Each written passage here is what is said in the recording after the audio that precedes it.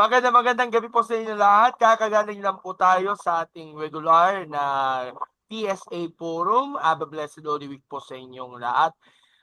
Still in athletics, ang ating pag-uusapan natin is about the Philippine women's race walkers. Uh, you heard it right, ha? Meron po tayong mga pambato natin na naglalaro po sa race walking. I'm sure alam naman natin, yung athletics, iba't iba mga disciplines yan, whether it's pole vault, sa jumping, sa sprint, at dash. But we will talk about more about race walking. And this group, by the way, is actually doing their best to have their goal na maybe someday makapasok ulit sa SEA Games and hopefully ma-maintain nila yung may hitan pa yung national record natin pagdating niya sa women's race walking. So we have with us the Philippine women race walkers na nandito na yun sa ating session. We have with us si Miss Alana Alagena. Miss Alana, welcome to Sports Corner. Thank you so much for joining us. Hello po. Thank you po for having me. Thank you so much po. And we have with us another member of our team, si Juliana Tararo, who's apparently competing in the upcoming PISU o World University Games. Tama kayong tatlo yung mag-represent sa PISU? Yes po. Yes po, yes po. Okay. Si Miss Juliana, pabatiin mo muna natin. So, hello po, hello everyone. All right, and we have another member right here, si Mary Julian Bayola. Miss Mary, welcome to Sports Corner. Hello po. Thank you po for having us. Thank you so much for joining us today dito sa ating programa at natutuwa naman tayo na of course kayo nasamahan dito sa ating interview to highlight nga itong gagawin nga ng grupo ninyo to hopefully compete nga sa SEA Games and of course ma-broke numerous records na pagdating sa international. So first of all, can you tell us more about dito sa Philippine Women Race Walkers?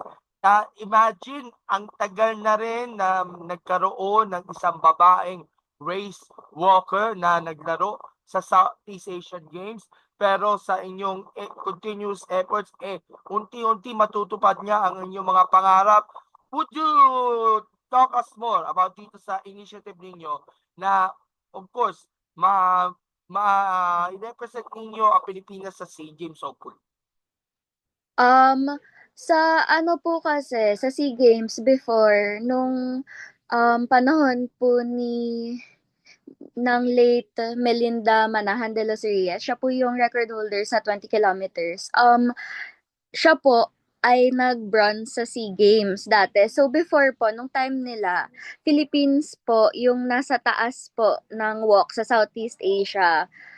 Tapos, siya na rin po yung last na nag-SEA Games na babae. So, ang gusto po namin, ang initiative po namin is maibalik po ang walk sa SEA Games stage. So, sa lalaki po, may mag-represent na po ng Philippines sa 20 kilometers 20-kilometer walk, si Carlos De Imus po yung nag-break ng national record nung March 16. Tapos, ang goal po namin ngayon is first, mag-qualify para sa SEA Games and soon po, ma-break din po yung record. Pero, ang problem po kasi, since wala pong 20 kilometers dito sa Pilipinas, nahirapan po kami since hindi po namin na gagawa po yung distance sa mga laro.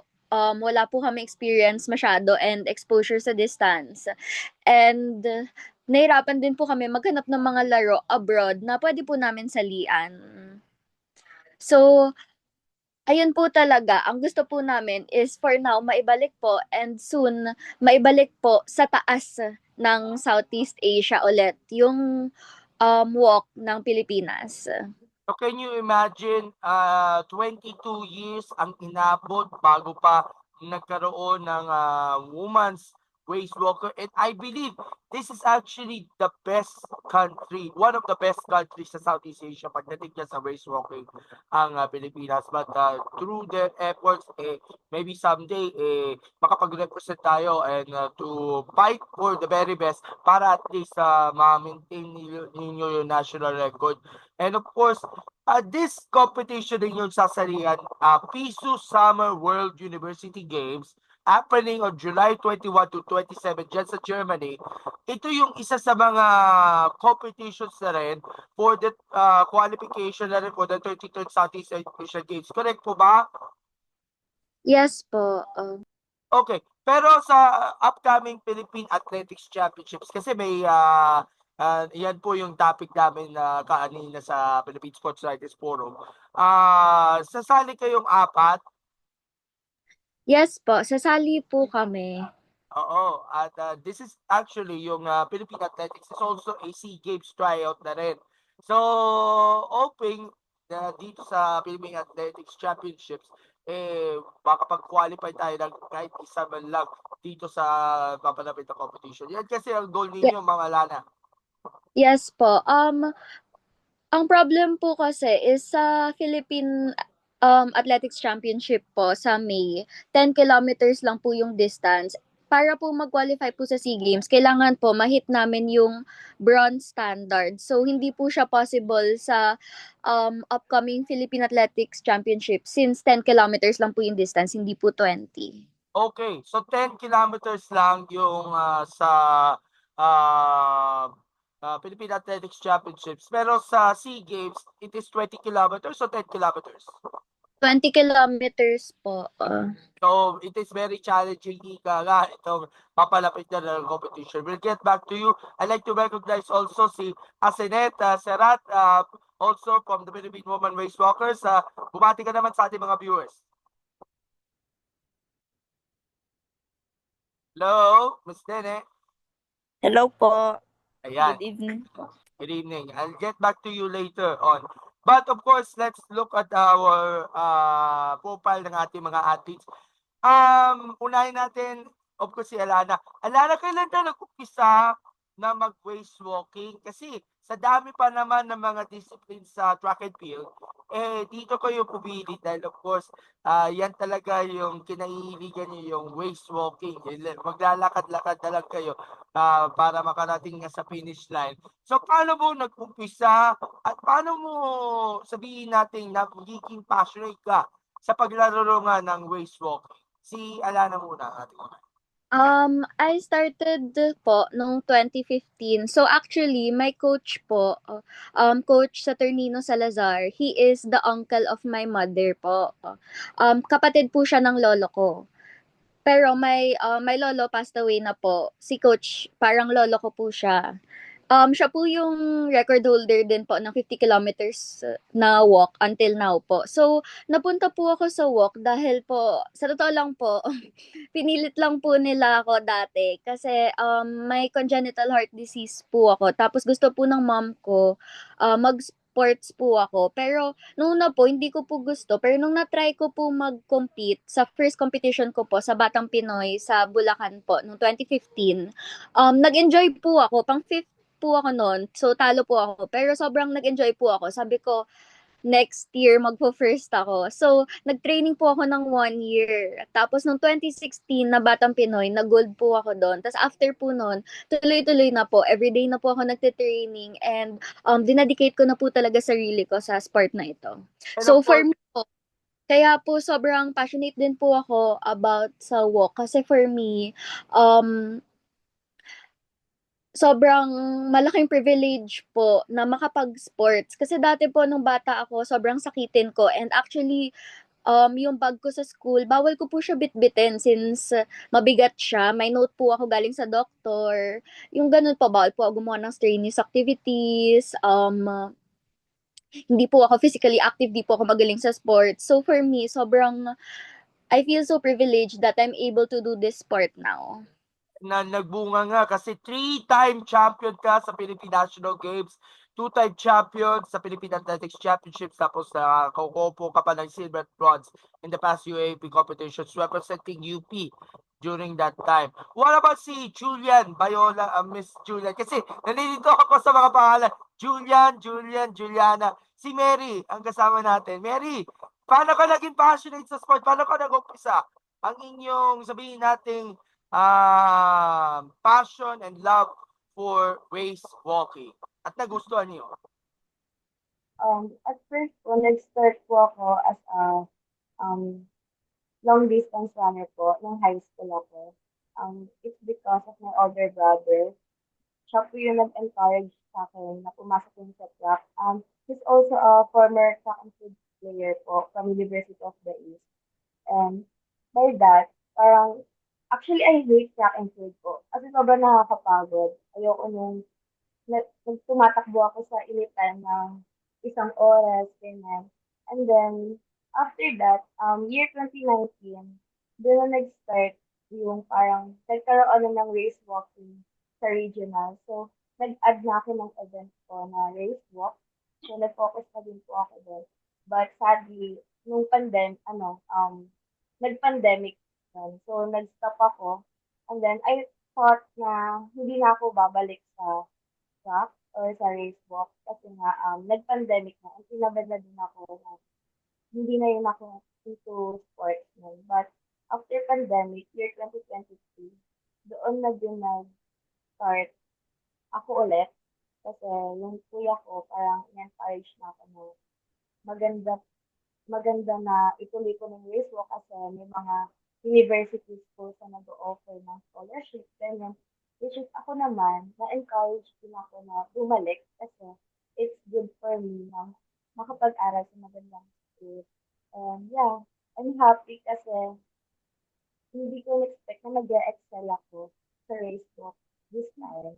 And yeah, fast forward to month of August, nakapasok ako dito sa UP. Alright, Nag-start na si Juliana naman. So yung akin naman po, nag-start siya 2017. Kasi yung lolo po ni Ate Alana is taga dun sa amin in Pasig, part po ng Pasig. Then nag-try po siya na mag-recruit sa school namin. So dun din po ako na sumali sa kanya. Sumali din, na-encourage din po ako kay Coach Titus nun na sumali nga ng track and field. Pero at first po, yung event ko is hindi race walking. Ang event ko po is middle distance. Nag-hurdles din po ako. And then lately, nag-long distance na rin ako. So, after nun, hindi naman po ako masyadong naging competitive dun sa mga larong yun. So, hindi din ako nag improve. So, sabi din ni coach na, yun na nga, lumipat ako ng race walking. So, yun, unti-unti na rin akong nag-race walk noong 2017. And then, um, so, kalaunan po, nag-NCR ako, regional NCR, yan. And yun yung first, ko, naging fourth ako sa NCR, regional. And then nag-pandemic na nga. So yun, naging sobrang privilege din po yung race walking kasi nakapasok din po ako sa UP and na-recommend po ni Ate Alana dito sa UP because of race walking. And of course, paano mo na-motivate at paano ka naging passionate ka sa sport na ito na race walking? Naging passionate din po ako because of Coach Titus po talaga. Sa coach po namin ni Ate Alana sa Pasig. Kasi sabi ko, one day po, like, gusto ko po siya gayahin. Yun po. Gusto ko din pong mag-record katulad niya sa Pilipinas. Yun. Si Nene naman, si Asenet Serat naman. Asenet, paano ka nag-umpisa sa race walking at paano ka naging passionate ka sa sport na ito? Nag-start po nung senior high po ako. Wala po talaga akong event noon that time. And So, namangha po ako sa pagre-race walking po and sinubukan ko po kung kaya ko. Tapos nun, wala namang masyadong coaches nun na nagtuturo talaga na sa walk talaga kasi nga, hindi nga po, parang kilala yung pagiging race walking. Tapos po, sinubukan ko lang na sinubukan kasi nga, 2K kilometer lang naman yung i-walk. Hanggang sa parang nasanayan ko na. Tapos nung parang naano na po ako, parang nadala, ay na anong tawag dito, parang naano na po ako, parang nakuha po ako sa regional meet namin. Tapos yun, pag-compete ko po doon, ano pa ako, hindi pa masyadong, kasi na-DQ pa ako noon eh. Tapos hindi pa ako na masyadong nakuha. Ay na, parang, anong tawag dito, masyado, ay parang nasayangan po yung coach sa akin kasi nga po daw na DQ ako. So, ayun po. Napunta po ako dito sa university kasi daw may potential po daw ako. Hanggang umabot po ako dito sa UST.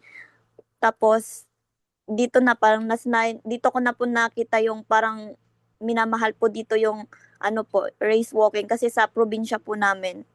Hindi po kilala yung race walking. Pag naggagawa ka po nun, tinatawanan ka. Hindi katulad dito, meron na pong may nagja-judge pero hindi parang lahat po kasi nasanay sila na nakikita ka dito. Tapos dito po, yung kung paano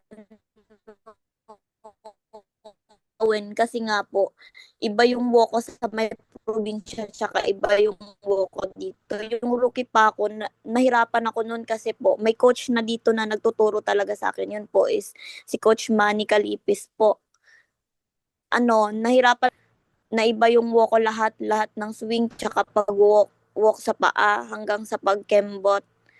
Yung rookie po ako tapos parang hindi ko pa parang nag-a-adjust pa ako hanggang sa pagka pagka po, this season po, parang parang kinaya ko na po hanggang sa minahal ko na po yung pagiging race walking na nakaya ko na po pala.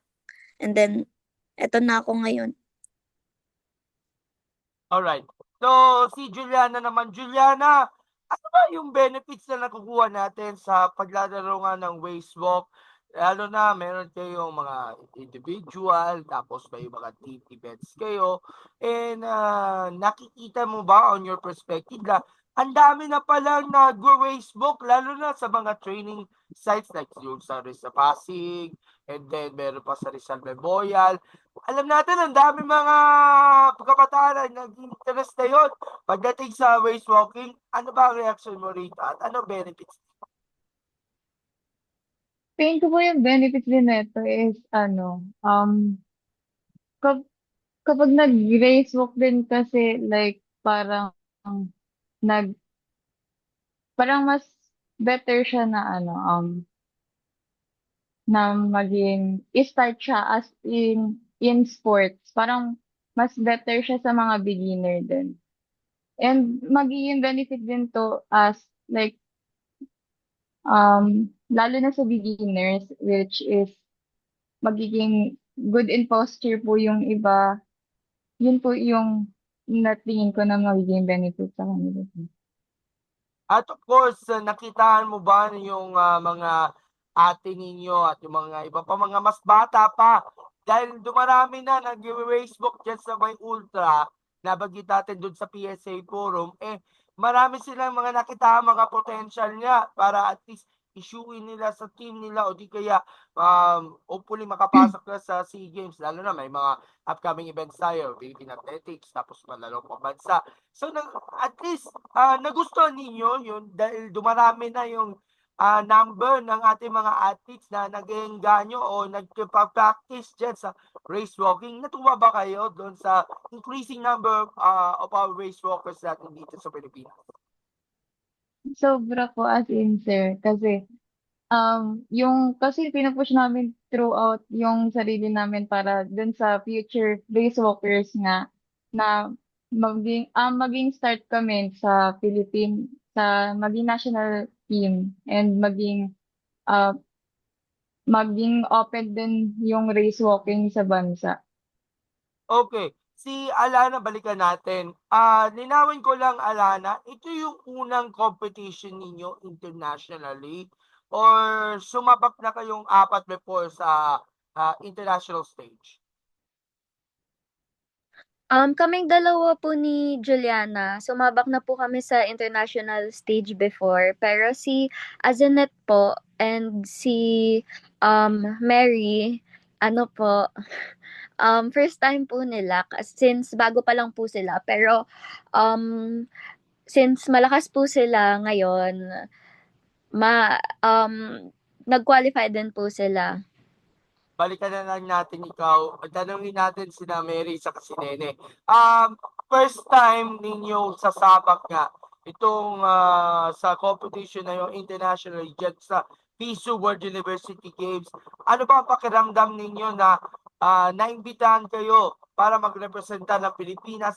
Bigyan din ng chance na mag-compete sa ilalim ng watawat ng Pilipinas sa international stage sa unang pagkakataon. Unahin natin si Nene. Ano po sir, sobrang malaking experience po and exposure na po din para po. Tapos magiging magiging malaking experience po lalo na first time mo po tapos malalaman mo kung hanggang saan ka lang at malalaman mo po kung ano pong feeling na nakapaglaro sa ibang bansa. Especially po masaya po dahil nadala mo po yung Pilipinas po. Okay, si Mary naman. Sa ngayon po, yung napipilit ko, of course, masaya po ako dahil isa po ako sa mga naimbitahan to compete in World University Games. And at the same time, medyo kinakabahan kasi ito po yung first international competition ko po. And ito rin po yung, if ever, ito po yung magiging first time ko makapunta sa ibang bansa. And I'm so thankful po. And for me, it's a great opportunity na din para makapag-qualify for the upcoming 33rd SEA Games po in Thailand. Yeah.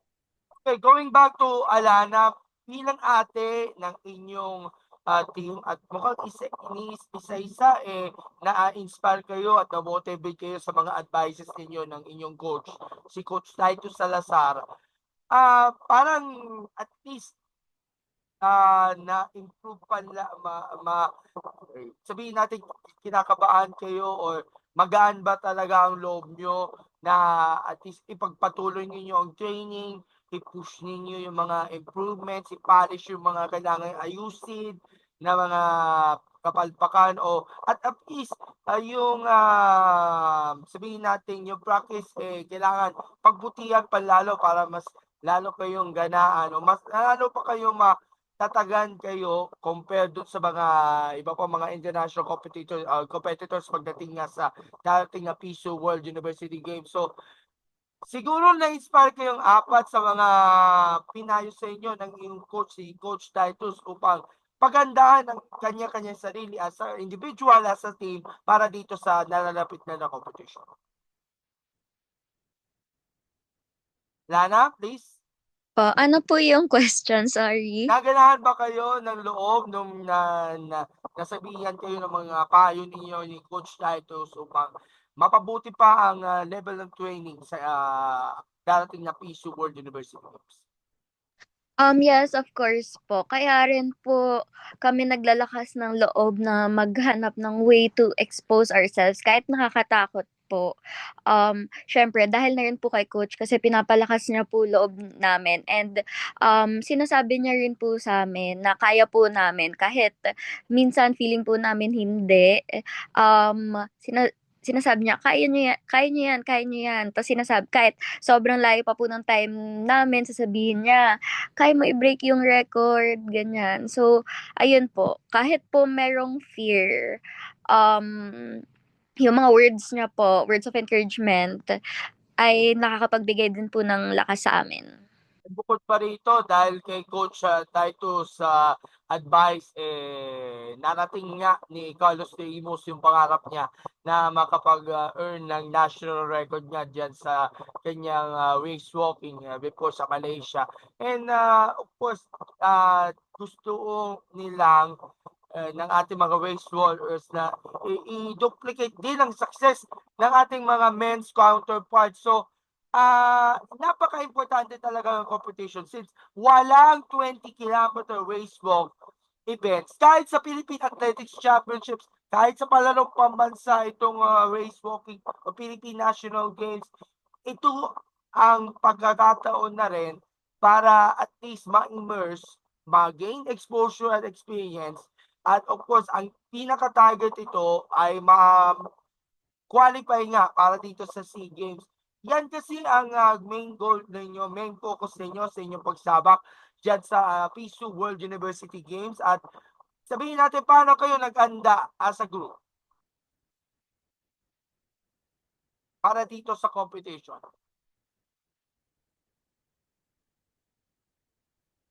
Si Juliana na sasagot. Paano kayo nag-anda para dito sa competition? At of course, ano ba ang importance nitong pagsalin dito? Kasi wala pa tayong 20-kilometer race walk events dito sa Pilipinas.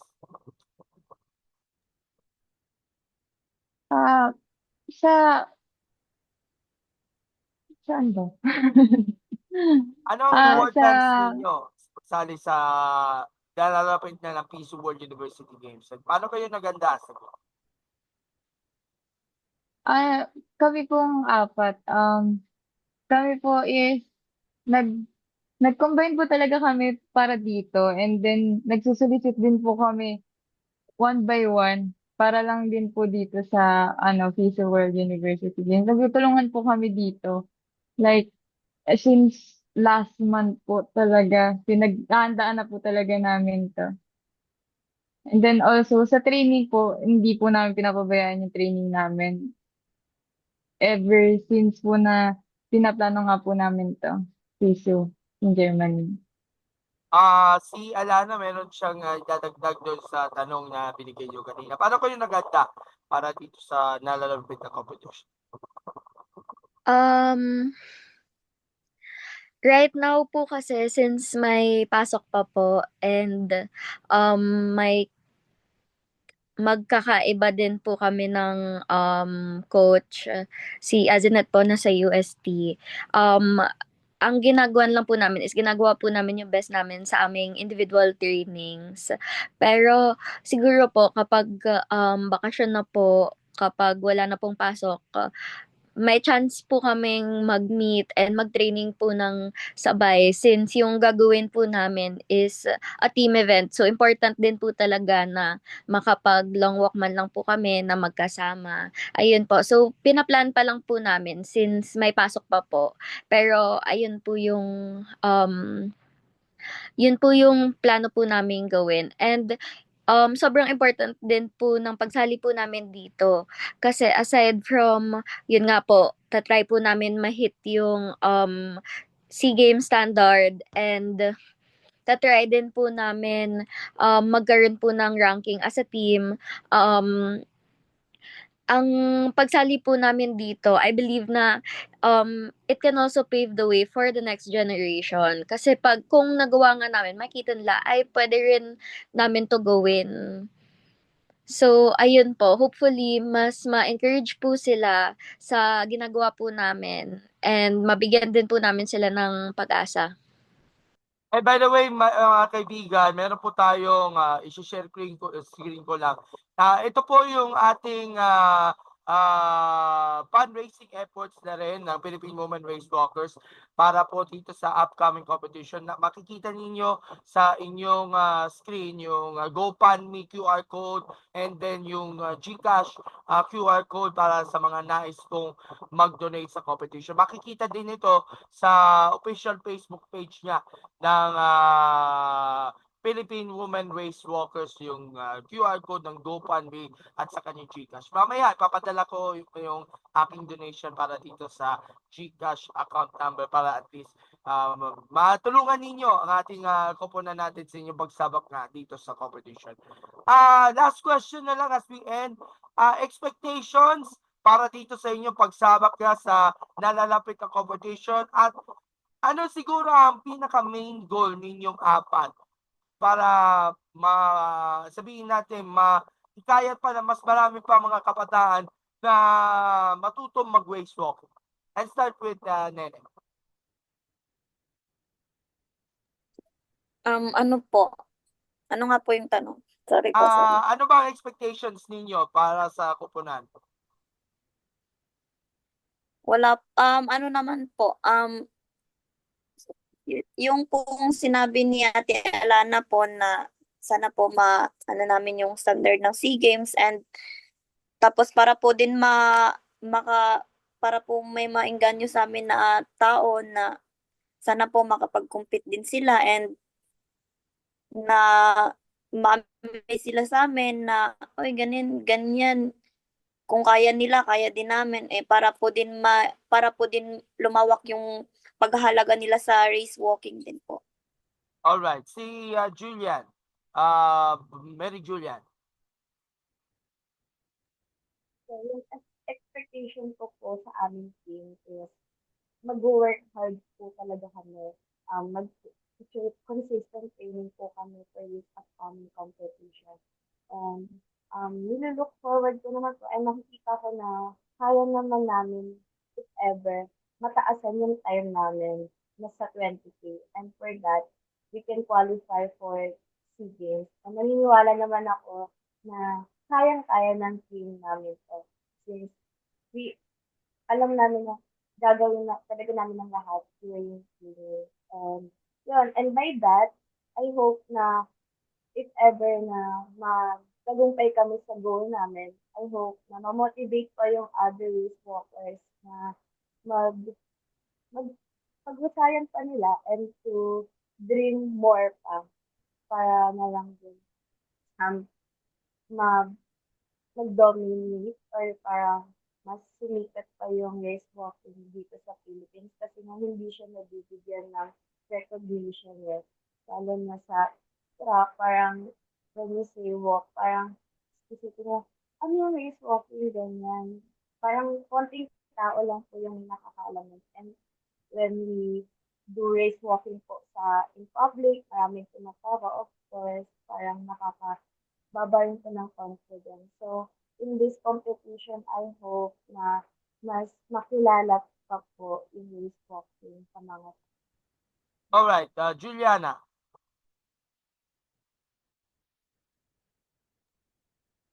Yung sa akin naman po is same lang din po sa kanila. Like, sana po yung um, mga, sana po maging inspired din, ma-inspire po namin yung mga bata na nagre-race walk. And para din po na ma-open, hindi lang po dapat sana na ma-inspire din sila, pero sana po maging hindi po like ano po ma-open up din po yung mind nila na hindi lang dapat nandito lang yung goal nila, which is dapat ma-inspire din po sila as like sa amin po na i-go pa rin po kahit wala pong pag-asa yung race walking. Basta mag-inspire po sa kanila na maging daan po na dapat na i-goal pa rin po nila kahit imposible. And also, yung sana po maging daan din po kami na mapansin po ng public na hindi po madali yung race walking. Sana po wag nila tawanan. And also, open up ng mind nila na sana um, na maging daan po tong event na to para din po sa public na um, nag-build ng inspired din na ma-inspire din po kami na dapat maging daan tong itong FISU Alright, Germany. alright. Julia, Alana, your expectations na for the event at sa batali natin pagkakataon, on behalf of the team, may mga gusto kayong mga shoutouts o pasasalamatan. Pero unahin muna natin yung expectations for the team. Aside from what they said na yun nga po, mahit po namin yung qualifying standards po ng SEA Games. Syempre po, ina-expect ko rin po na sa laro po na iyon, madam po kaming matututunan na pwede po namin ipasa sa mga susunod po sa amin. And also that we're going to have fun po. So naniniwala po ako na kapag nakapasok po kami sa SEA Games ulit, tuloy-tuloy na po 'yun and mababalik na po ang walk po ng Pilipinas sa taas po ng Southeast Asia. Kasi simula po nung tinanggal po nila yung 20 kilometers na walk po dito and tinanggal po nila yung mga national athletes po ng walk, um, parang nawawalan na po kami ng pag-asa na parang walang pag-asa po yung walk dito kasi pahina na po ng pahina yung mga performance po. Pero sa generation naman po namin, palaban kami and willing kaming mag-work hard para maibalik po sa taas ang walk ng Pilipinas. So, sana po um, so sana po magawa po namin ang best namin na paghahandaan din naman po namin. Alright. So, sa mga interesado na tumulong, we're running out of time. Hindi na tayo mag-shoutouts. Pwede nyo busitahin ang Philippine Women's Race Walkers page sa Facebook. And of course, feel free to donate as long as you can para dito sa lalalapit na campaign. Hindi na muna tayo mag-shoutout. Medyo kulang na tayo sa oras. So, thumbs up po tayo and smile para sa ating picture. Thumbs up. 1, 2, 3. Ayan. Thank you so much, everyone. Good luck. And of course, may the best team wins and hopefully, sana ma-maintain ninyo ang inyong success ninyo pagdating sa Women's Race Walking sa Pilipinas, lalo na sa papalapit na international competition. So, thank you so much and maraming salamat po. Bye! Thank you po. Thank you po. Salamat po.